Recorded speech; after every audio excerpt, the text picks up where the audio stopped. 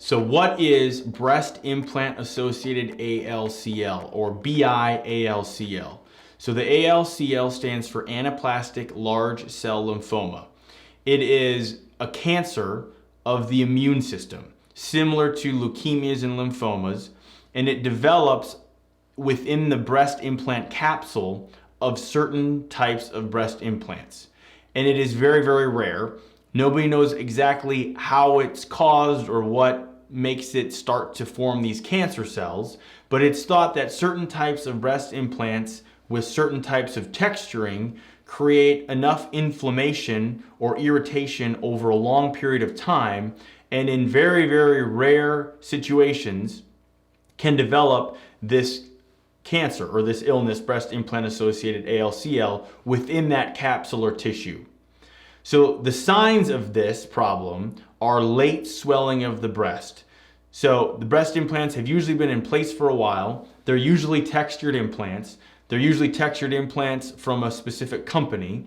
And over time, what will happen is if that cancer is developing, the BI-ALCL, it'll create fluid within the capsule around the implant, and that will be late swelling of that breast, and that needs to be evaluated.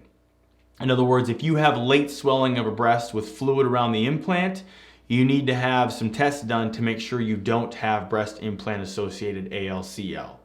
Now, it is very, very rare. If you're watching this video, statistically, you probably do not have it. Fewer than 600 cases worldwide have been identified, and around 33 people have actually ever died from the disease. So considering the millions upon millions of people that have breast implants, it is very unlikely that you would develop the disease, and even more unlikely that you would die from it. But if you do have any signs or symptoms of breast implant associated ALCL, which would be late swelling of your breast, you should be evaluated by a plastic surgeon who's familiar with working up these problems. To learn more, check out our website where you can upload your photos and concerns as a virtual consult. You can also check out our price estimator to get pricing information for all the various procedures we offer. And finally, if you'd like to have your questions answered on a future podcast or Q&A video session like this, please leave a message on our SpeakPipe. You can go to our blog page and our SpeakPipe is located there. Thanks for listening.